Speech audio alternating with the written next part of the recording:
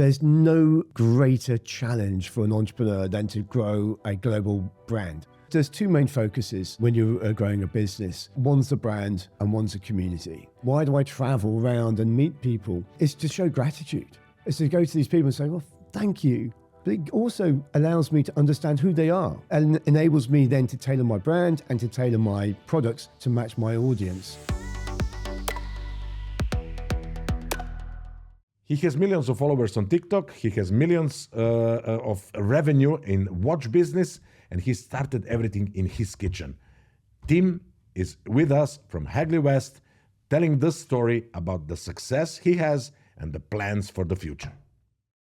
The conversation with Tim Hayden was so interesting behind the cameras. I hope that we throw something in front of the cameras too. Hello, Tim, and welcome to the Change Officer podcast. Thank you. The Change Officer podcast is the podcast where we bring people who did some big leaps in their life and big changes, which brought them nothing but good. It will turn out. So we want to bring people who are true change, the change officers. And I think that you are the change general, I would say, because of all the changes that you did in your life. We will talk about. But first, I want to tell you why I brought you to this podcast. I'm a huge consumer of social media. This is my life. This is my work. One of the things that I do is this podcast studios, other companies and so on. I consult some companies and so on. But I also live the life of social media. And maybe some 6 months ago or a year ago, I found a guy sitting in the park and giving away watches, whoever comes to him and says, I love your journey, and so on. But it's okay. I stumble upon so many people that I like on the first go and so on. But the thing that kept me following you all the time, and when I saw you that you are in Dubai, I was really, really into having you here in the podcast. But what kept me following you all the time is your passion, is your energy, and it's your empathy towards people, to each and every customer of who's buying one watch or 10 watches or whoever in any way kind of supports your journey. You cannot, digital media is so true and so emotional, and you are giving your, not giving you, you're just being you in front of the cameras and things.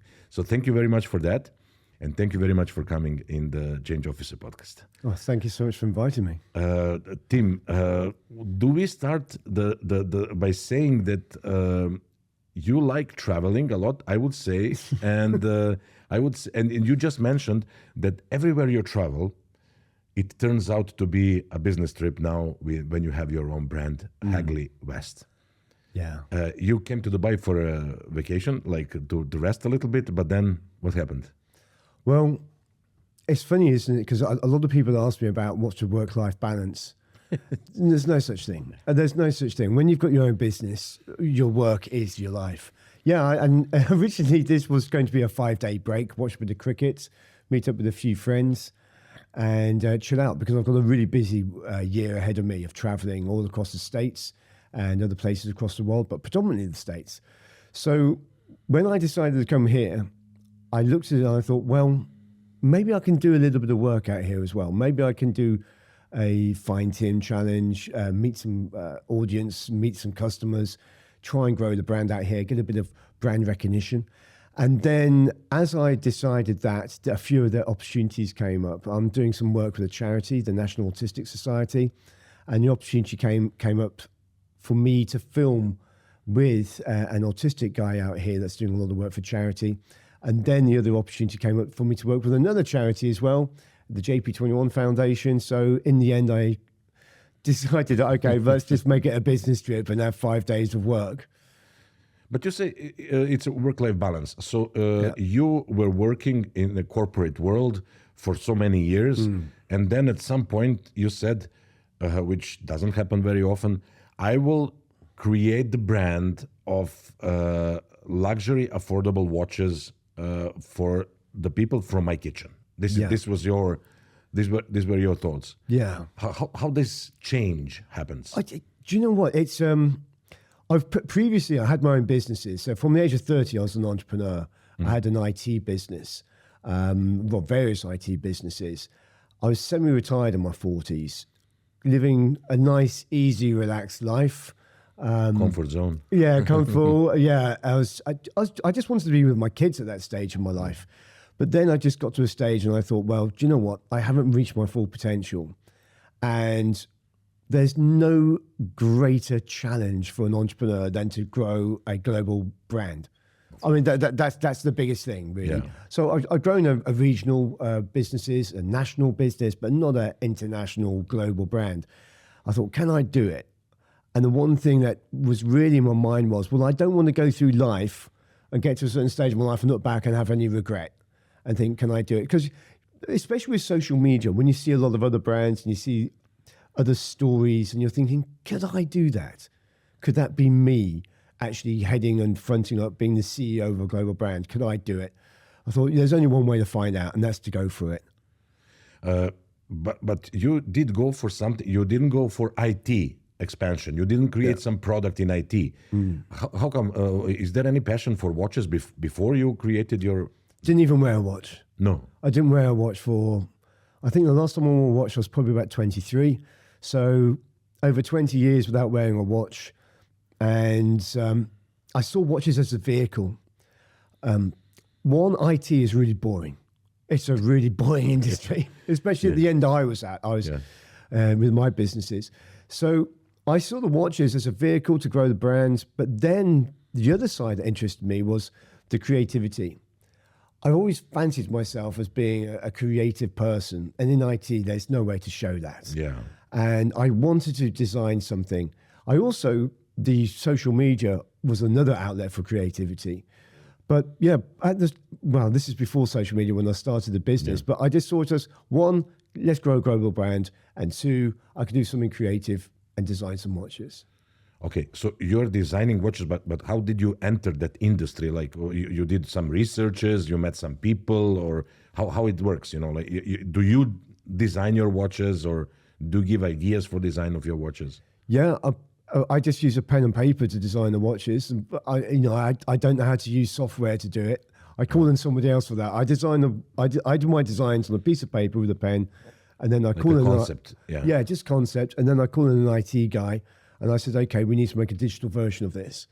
And then once it's up on the screen, I'm literally, okay, change this, move this, do that, okay. And then once I've got the framework for a watch, I then add color, and I just go through as many variations and different colors as possible to see what works, what doesn't work.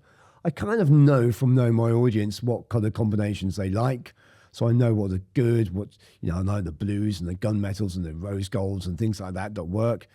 And then I go from there, and then I put it then I go to the market to see which ones they like, and then I go into production with them. But yeah, when I first started, it was just a case of, right, I've got this idea, how do I get it to work? I think that's the one thing as well. People ask me, well, how do you start a business, or what do you do? I think the starting of the business isn't the tough bit. That's the exciting part. Yeah. The tough bit comes getting up every day. Yeah, getting up every day and doing the same thing over and over and over. How long? When did you start? 7 years ago. 7 years ago. Yeah. Wow. Long way, but now it's becoming to be what you planned. Yeah. Yeah. I mean, when we first started, sales was slow, really slow. I mean, I probably went 3 years, 3.5 years without selling many watches at all. Yeah. I once went 83 days without selling a single watch. Wow. And at that stage, I remember one day I woke up and I came down and sales were so slow, I'd even forgotten I had a watch company. I remember sitting in the kitchen and went, hang on. Oh, yeah. Oh, yeah, I've got a watch company. What's going on? And I looked and I thought, geez, nothing's happening. It literally got to that stage. But I would say that with social media coming into the game with that watch company that you had already really boomed I would say bloomed, but it exploded with social media. I would say. Yeah. You have millions of followers now on TikTok and Instagram and other social media networks. But how did this happen? Because, there are courses for people how to reach million followers. There are courses, there are teachers, there are books, there are videos, tutorials, whatever. Did you watch all of those and then become a millionaire when it comes to the viewership and audience? Well, it's strange. When I first started the business, I didn't have a clue how to grow it. I thought I did, because I thought I was going to grow it through advertising, and I spent all my money in the first 2 months. It was gone. I was broke.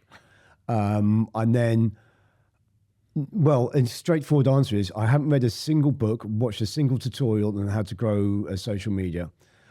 Those guys that sell those books on how to grow a social media following are just looking to sell books. Yeah. You know, that at the end of the day, they're in business for themselves. They're looking to grow, sell a tutorial.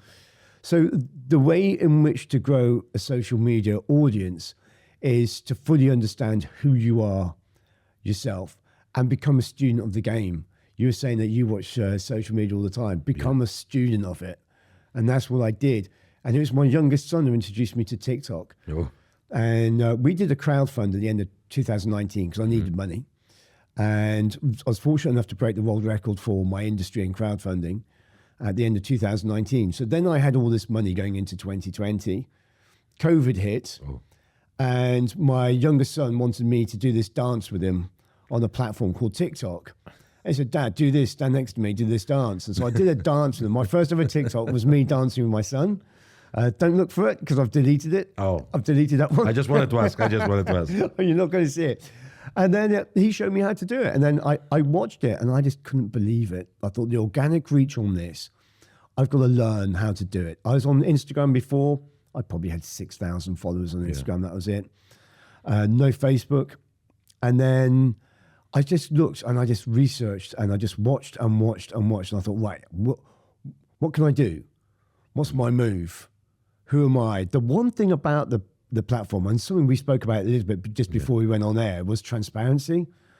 And I thought, God, if I can just be myself and just put over my story, can I make it interesting? Can I put it over in a way that's going to be engaging? And I put up my first post and it got 500,000 views. Oh. And I instantly got about 12,000 followers. And I couldn't believe it. I'd never had anything do anything near that. And I thought, I think I'm onto something here. I thought, right. Then I put into place the most important stages for any business, and that's persistency, consistency, and patience. And I just kept going. I just kept going every day. Every day, and now you have more than 1 million followers on TikTok and 500,000 on the Instagram, which is even more engaging. TikTok is more for the reach, and Instagram is more engaging. But you said you know your audience and you know what they would like about watches and stuff. What do you think the importance of having the community? Because your community is very active on social media. Yeah. They brag about their Hagley West watches. Who bought what? Who wants to buy this one? Oh, this one is new. Whatever. So do you listen to your community? Do you interact with them? Even, let's say, offline when you're not in live or anything else? Absolutely. Absolutely. I think it's one of the things as well that people fall short on in e-commerce. I think a lot of people want to start a business and want to sit at home. They put something up on the internet and they think it's going to sell. We run a few ads on Google or Facebook or Instagram and they think, right, that's going to sell. There's two main focuses when you're growing a business. One's the brand and one's the community. Those are the two things we face. Those are the two things I focus on. I look at, there's my audience, there's the product. I focus on the bridge, the invisible bridge that links them. And that's the brand, and that's emotional attachment. One of the things you mentioned also just off air before we started was the Define Tim challenges. And why do I do it? Why do I travel around and meet people? Well, it's to show gratitude. It's to go to these people and say, well, thank you. Because people and every business should thank their audience because they're keeping a roof over your head. They're putting food on my plate. They're paying for my kids' education and clothing and everything else. So I'm very, very grateful for every single person that comes up to me. But what it does is not only do I get the opportunity to be grateful and to thank people, but to I look them in the eye, I shake their hand. These are the people that are building my business.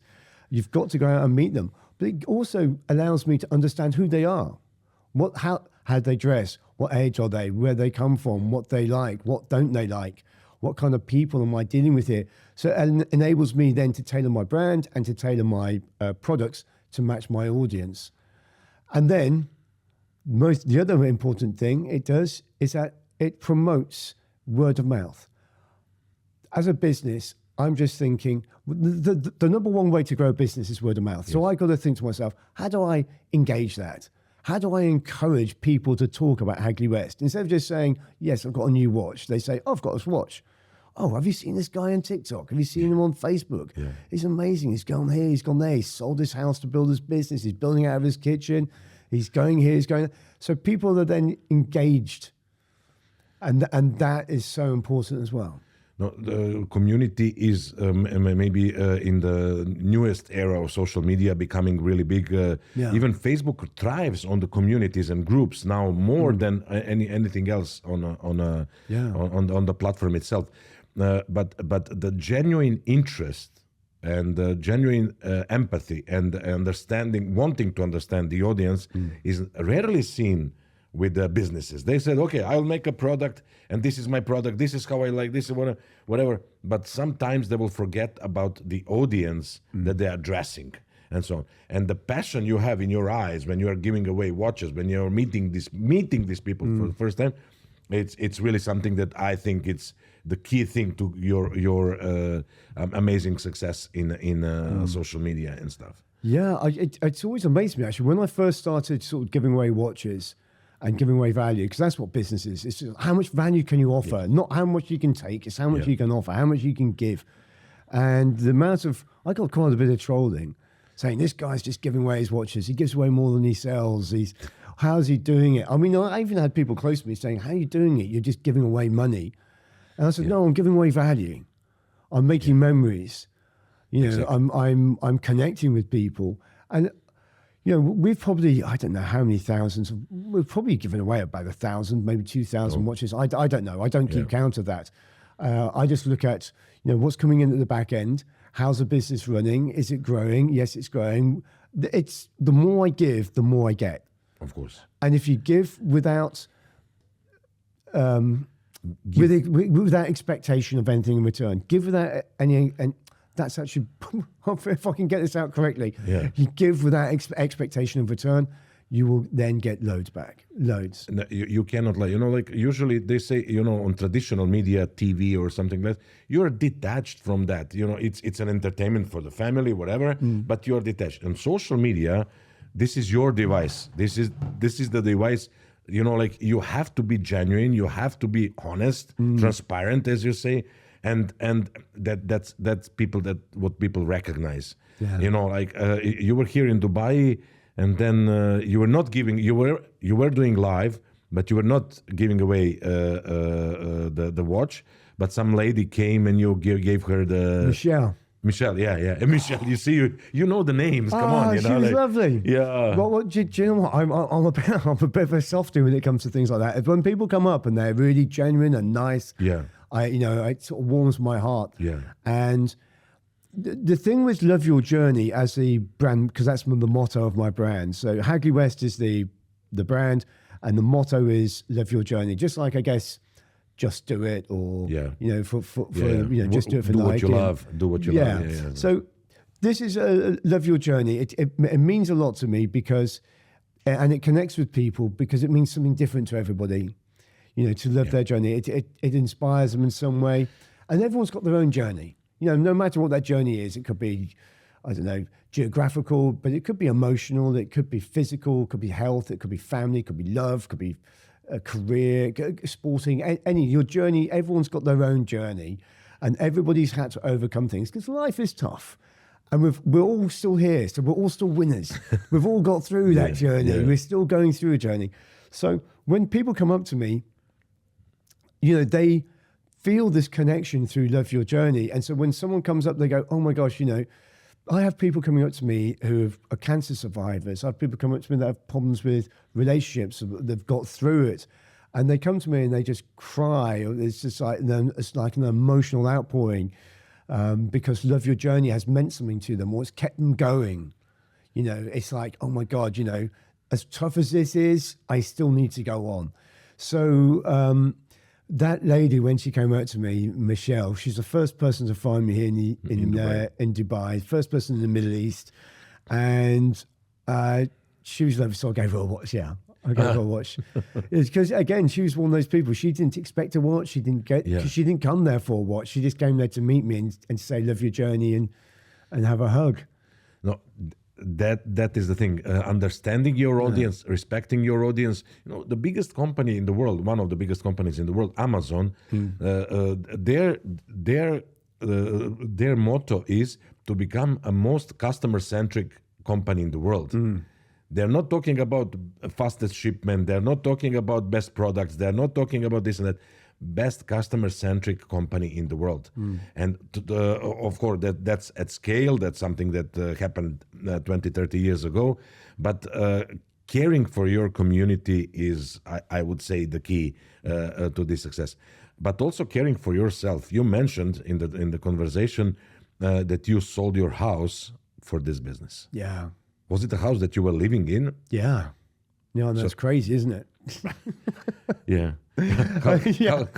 How did you reach the consensus to do that? You know, like. Well, I did. Let's think of the years. Right, 2017, the business went online. 2018, I thought, well, if I'm going to do this, I've got to go full in. And when I first started, I was just doing it part time. It was just something on the side, but I wanted it to grow massively. I kind of went into it naively. I thought, oh, it'll just grow. I'll put some money into the advertising, it's going to grow. Yeah. I didn't really understand it, to be honest.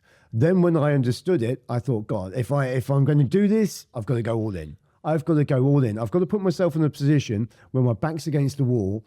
The only way out is to wake up every morning and come out fighting every day. So I put myself into a position where I got rid of my safety net in life. I got rid of all my plan Bs. I put all my eggs in one basket. And I thought, right, if this doesn't work, I'm screwed. So it better damn work. I've got to get up every morning and make it work. And it was scary. I mean, it terrified me. And in 2018, I gave up my IT business and I knew I was going to have no income for probably 2-3 years while I grew the watches. But I wanted to give myself the best possible chance of growing it. I thought, well, if I sell my house, I liquidate my assets, I'd have cash. I had my kids. Yeah. One of my kids is in drama school. That's not cheap. Yeah. I had to pay for that. I didn't want him to miss out on that. I thought, well, if I'm going to take the risk, he shouldn't have to sacrifice anything. I'm going to make the sacrifice. So I moved into a rented house and I just thought, right, I've got 3 years. I've got 3 years to make this work. I don't have to worry about taking money out of the business. We had money in the business from the crowdfund, so I knew that was okay. And I just gave myself the best possible opportunity to succeed. It's like when I do my posts and I think about what can I do for content? Well, how can I put myself in the best possible position for that content to go viral? Let's put ourselves in the best possible position for the videos to go big, to go massive. How can I put myself in the best position to gain depth with my audience? How can I put myself in the best position to grow in the States? So everything I do is I do big moves to give myself the best possible, to put myself in the best possible situation to grow. And selling the house, I had no choice. It's this or nothing. Yeah, I always tell people who wants to move to Dubai, Dubai is perfect, but you have to grind for a first year because no matter you have a portfolio in your country or wherever you're from, you need to grind a little bit at the beginning. It's hard. And if you have some safety net, if you have some plan B, as you said, then people retreat and say, okay, I tried, it doesn't work. Whatever. But when you are in the corner, there is no way then forward, and this is exactly what happened to Hagley West Watches. But why watches? Why, like you said, you didn't wear a watch before. Yeah. Why did you choose watches? It was somebody else's idea. Yeah. Really? Yeah. It wasn't my idea. It was somebody else's. I was playing cricket in Menorca, this little island in the Mediterranean, and I was with a friend of mine, and we were rooming together. We'd gone away for the weekend. We were playing cricket. We were rooming, and he had all these books saying these self-help books. Basically, he wanted to be an entrepreneur, and he was quite a bit younger than me, about 16, 17 years younger than me. on the last day of this little cricket tour, I just said to him, "What do you want to do with your life?" And he said, "I want to grow a watch brand." I said, "Okay, tell me about it." And he said, "Well, I want to do this, and she told me. I went away and researched it, and I thought, this is good. This is good. There's such a big market. I didn't realize just how big it was. Like almost 2 billion watches a year gets sold worldwide. 2 billion a year. That's a lot of watches. I only need a little corner of that. I just need a little slice." So it was one of those things as well. A lot of people also say to me, it's a crammed market. It really is. It's saturated. So I never saw a gap in the market. It wasn't one of those things I thought, I see a gap. Yeah. It was one of those cases where I thought I saw a saturated market. I thought, how can I squeeze into it? What can I do to make myself different, to stand out? And it's all about the brand. There's nothing else to be invented on the watch. It tells the time. There's nothing else. The designs can be different. Of course, you can do different designs. So we're not reinventing the wheel here. But what we're doing is we're inventing and putting over a completely different type of brand that connects with as many people as possible. So it's the brand that's unique.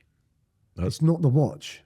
Yes, you're talking about the gaps. The future proved the future from that point when you were thinking about starting the watch company. The future proved that there was a gap, and it is social media, where watches were not represented in a way, because all the traditional watches like Rolex or Longines or Omega or Breitling, whatever, they're on big TV, big screen, big TV, and they're not interested in social media. And that you saw that gap and you jumped right into it. And I would say like one of not so many brands of watches that have million plus followers on social media. Was that the gap? Well, the gap is purely the brand and the connection with the audience. I mean, but we've seen in the marketplace in watches, you have the luxury top-end watches, which the everyday person can't afford. They can't afford $5,000, $10,000, $15,000 for a watch. So I'm all about making everyday watches for everyday people at an everyday price. I want to make it, because the other thing I saw with watches through the research was that most people tell their time from their phone, because the phone time is 100% accurate all the time. You never have to wind it up. You don't have to worry about the battery really, because you're charging it every day. So it gives you the perfect time all the time. So what I saw with watches was that it's now become a fashion accessory.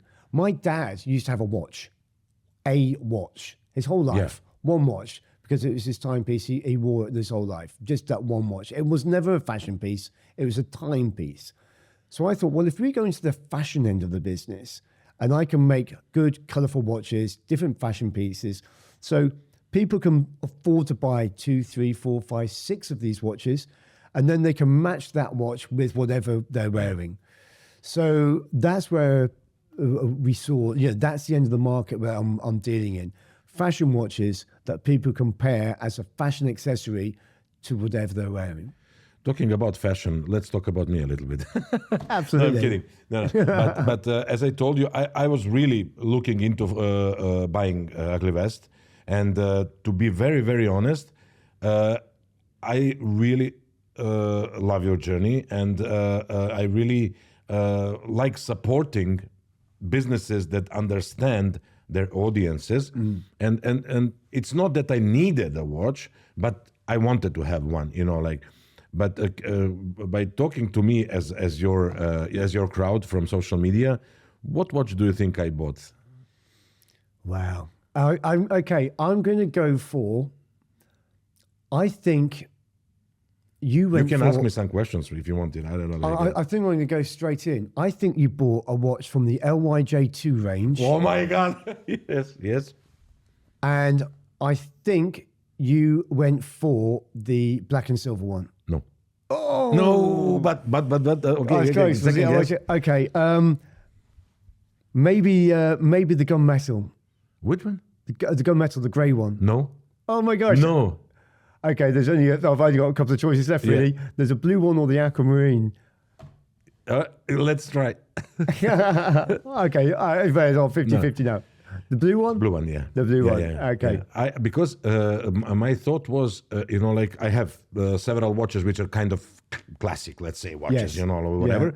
But with the Hagley West, my idea was, okay, let's do something a little bit off, and the blue one is, I have obviously blue. I like wearing blue. That's my color. Yeah. But usually with the blue, you would take a white watch or to change something or brown, whatever. But this blue really was standing out. But love your journey, definitely. The size is 45, is it? I think it's 45. Is it 45 Yeah. or 46? It's 45 or 46. Off the top of my head, I think it's 45. So I need a little bit bigger. Yeah. But love your journey, definitely, because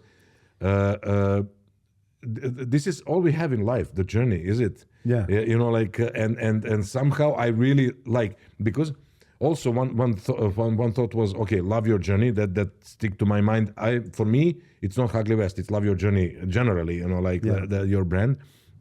But is it, hey Tim, I love your journey, or you are saying to me, hey, love your journey, Yeah, I'm saying to you, love your journey. Yeah. But it works both ways. Yeah, because a lot of people tell me they love my journey. exactly. And I just say, well, and I'm very grateful for that. And I love the fact that people do love my journey. But the whole ethos is that you have to love your journey. Everyone's journey is different. Your journey is completely different to the next guy down the street. So you have to love your journey. And it's very important for that you love your own journey. But yeah, no, I could see straight away that you're now a YJ2 person. I went for black because of the shirt you're wearing. That's why I went for that one. But yeah, you'll love that watch. It's a good fun watch. That one. Yeah. I'm looking forward to getting it. Okay, then are there? You said you don't have any regrets. Like you didn't want to have any regrets. Yeah. And this is why you sold your house. This is why you left IT business and went to straight all in for a watch business. But are there any things? Let's not call them failures. Let's call them learnings on that journey. Every day. Every day. I can't remember a day where something hasn't gone wrong or there hasn't been a failure. Every day there's something, there's some issue. I mean, life, life is a series of continual issues and problems. And what makes your life good is having the ability to problem solve those issues and problems. That's it. People say to me, what's the key to happiness? Well, the key to happiness is being fulfilled yourself. But the key to happiness, I think happiness is an action. The action is problem solving. If you sit in the problems of life or the issues, you'll have anxiety, you'll have depression, you'll turn to drink, you'll turn to whatever it turns to. But if you have the ability to problem solve, that is what brings happiness. So for me, happiness is an action. You have to take action every day to solve those problems. So yeah, business, failures, things that go wrong. I have had monumental things that have gone wrong. I mean, when we first started, we didn't sell any watches for ages. I mean, in 2019, I turned over £20,000. We're just this financial year, we're going to do just over 3 million. Oh. And the growth has been amazing. But there were so many things I tried that didn't work. Advertising on Google didn't work. Advertising on Facebook, the way I did it. With marketing, there's a funnel system. You have brand awareness, consideration, and then closing. Purchasing. And so what do you put at each level? How do you do that? How do you pull people down that funnel? And you've got to keep trying different things at different stages of that funnel to see what works. Now, what works for us and what works brilliantly is that we can use organic reach for that brand awareness. So it saves me millions and millions of pounds on advertising because I'm getting everything for free. I just have to make sure that I'm paying to put myself in those positions to get the biggest organic reach. So that's why I've come to Dubai. That's why I'm going to sit somewhere and just say, come and find me. You know, I get eyes on me. I create attention. So failure-wise, I mean, we had a pop-up shop that failed. I had a pop-up shop and I thought it was going to be so successful. I got there in the morning. I was expecting to see a queue outside this shop. No one turned up. I think we sold 10, maybe 11 watches all day. I had more staff there than customers turn up. The only reason I sold 11, I think, because the last guy came in and bought 4. Oh. You know, I literally had 7 or 8 people that came through the door. And then afterwards, I posted a story about its failure on Instagram, and on Instagram and TikTok. And within about 2 hours of me posting the failure, I sold 100 watches online. Oh my God. And I thought, gosh, I can have this massive scalability online that you can't have physically in the shop. So instead of getting my customers to come to me on the pop-up shop, I decided to go out to them. No, that's definitely. But what is the story about your first video? You said you had 500,000 views. Yeah. Was it? Yeah. You just sat down and said, "I will do this on TikTok and Instagram," like, or you progressed as the time was passing. Yeah. I mean, I looked at other people's content and I thought, well, I don't have a 6-pack. I'm not going to do a dance. I'm not going to sing a song. What can I do? I've got well, the thing I've got is my story, and it was just shortly after breaking the record for the crowdfund, and the crowdfund valued my business at £3.4 million, and I was only turning over 20,000 a year. So it's a huge valuation by the crowd when they funded me. So I posted a story about that, but all I did was I looked into the camera. I videoed myself just looking into the camera for 40 seconds. Then at the end, I turned the camera and I pointed to my kitchen. And then I just wrote text. I put a music over it and I wrote text. And I just told the story in text, and the text kept coming up every 3 seconds, another part of the story. And I posted it, and 500,000 views. I couldn't believe it. I just couldn't believe it. I kept on looking at it, thinking, it's going to buy another 5,000. It's going to buy 20,000. It's going to buy 30,000. It was incredible. Yeah, he has sort of that something with my social media too, but the consistency then after that. Yeah. That also counts. You said now it's free, but basically you were investing in it since 2020. Yeah. 2020. So for 3 years, you are investing in that, doing that no matter if you have 10 viewers on live or 100 viewers or 1,000 viewers, you're doing it like going to work, like really religiously, I would say, Yeah, I mean, the way I view my business is that it's a social media business. Watches is a product, but it's a social media business. That is the primary, that is the primary goal of the business, is that every day, what are we doing to create content? How am I organized? How am I connecting with my audience? How can I connect with them? So you create content, you see what the response is, you see how it goes, and then you tailor it and you move and you navigate, because every platform has slightly different requirements for the content. You can put out more or less the same content, but you've got to tailor it a little bit for the platform, because you have a slightly different response. So I mean, every day. I mean, now I've got a team of, there's 5 people working for me now on content. Because the whole idea is the business is so big, I don't have time to sit there and edit on my phone. The lives take up a lot of time. They're very time consuming. So I need a team that's going to be creating this content. So that's the aim. That's the main thing this year. So what do you have in your team? One copywriter, one editor, one.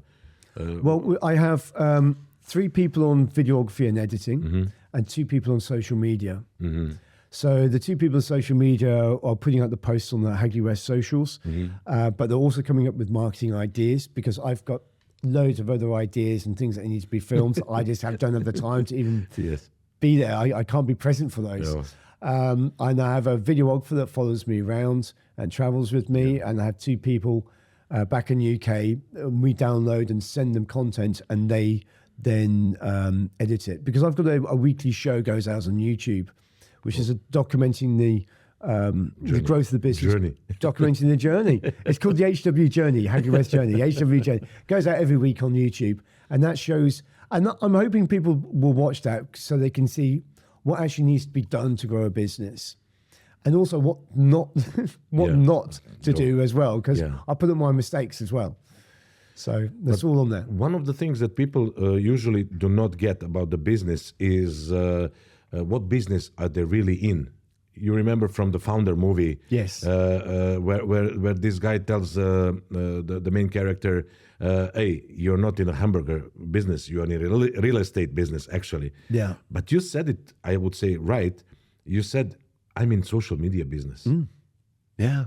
How to stand out, how to create a personal brand, how to fill that gap that was in the industry left, and you said it right.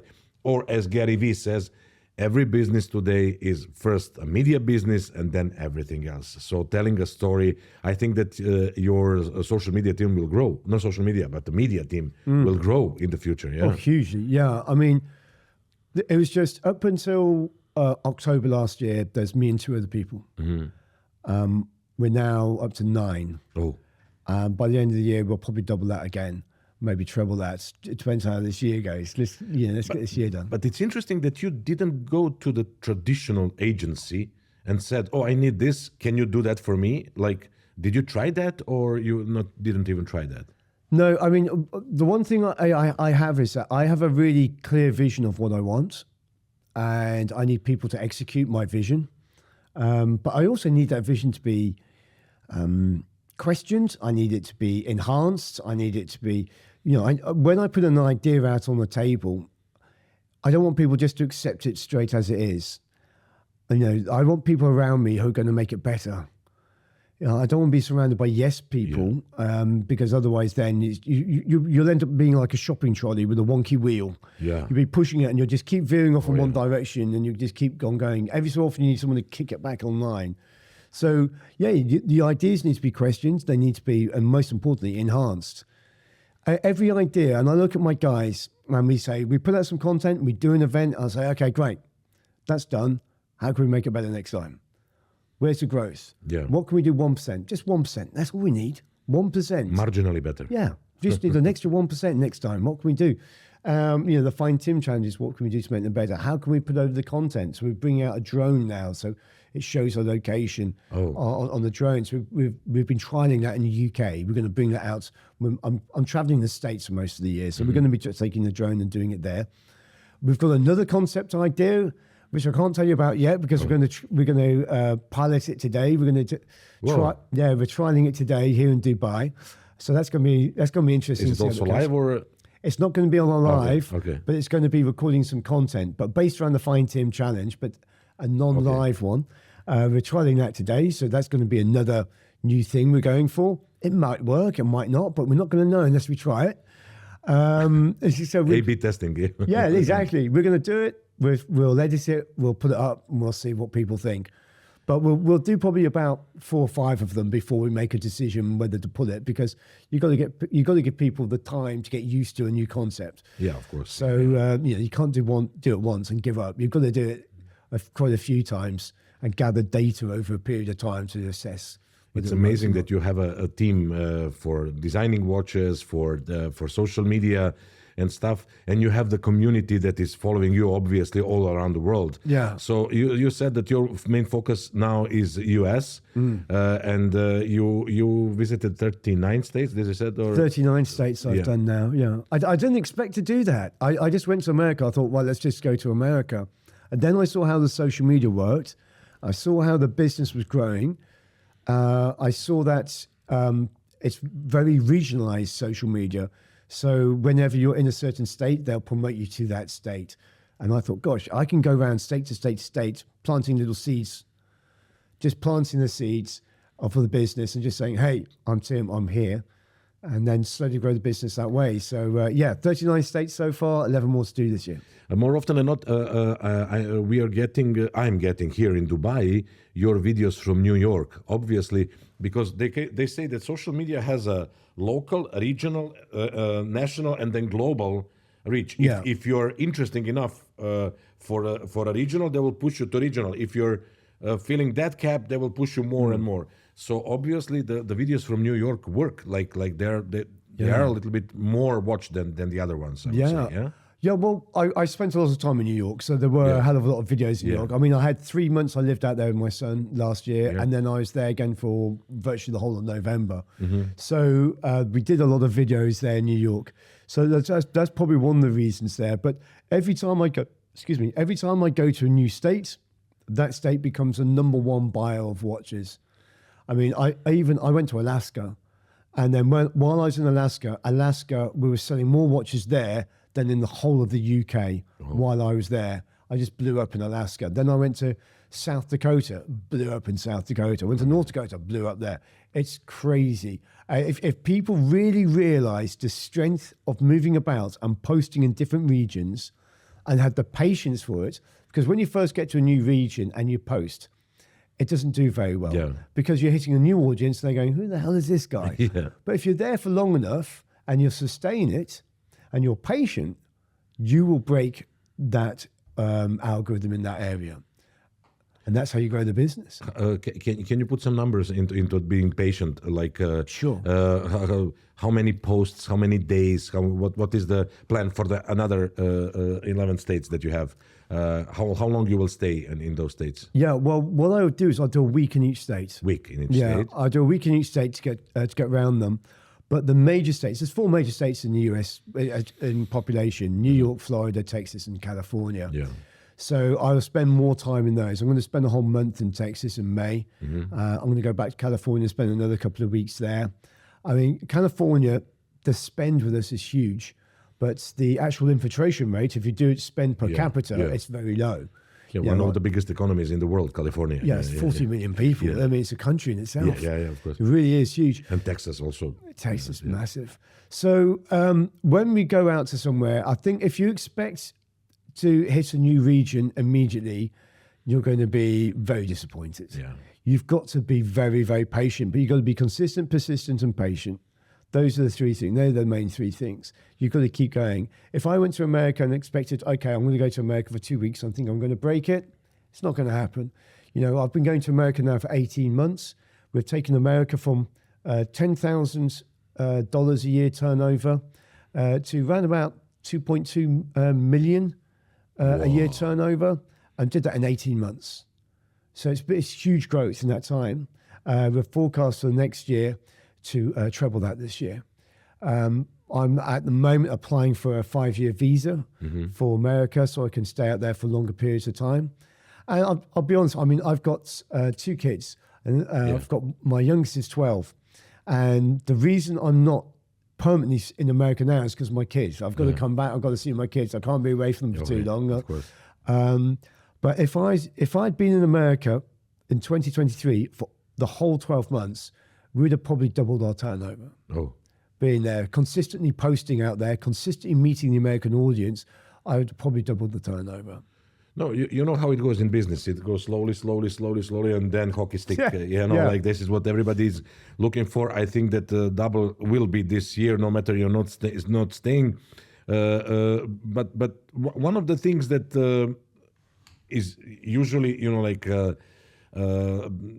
something that people do not understand is the persistency, even though, because I remember sometimes somebody asked Gary Vee, my second year and I'm not getting enough traction that I got at the beginning. And then he just asked one question: do you do the same things like you did at the beginning, grinding and every day showing up to work? Because when you have some income, let's say 2 million or 3 million revenue, things change. But for you, I think the ideas doesn't stop to come. And I mean, the grind is real. I mean, the grind is real. Yeah, I mean, I was up until 2 a.m. last night going live because I have to go. I did 3 big lives last night on social media, promoting and selling the watches, because I lost more audiences in the UK and the US, so we've got the time difference. And then I'm up first thing this morning and coming here. We're straight away after this. We're going out. We're doing some more filming, and then I've got to do filming for the charity. Then we're doing a new concept, and then I'll be going live again to 2 a.m. this morning as well. I mean, the whole idea with the business, and Gary Vee says something really good. He said it's you've got to have a short-term hustle and a long-term patience.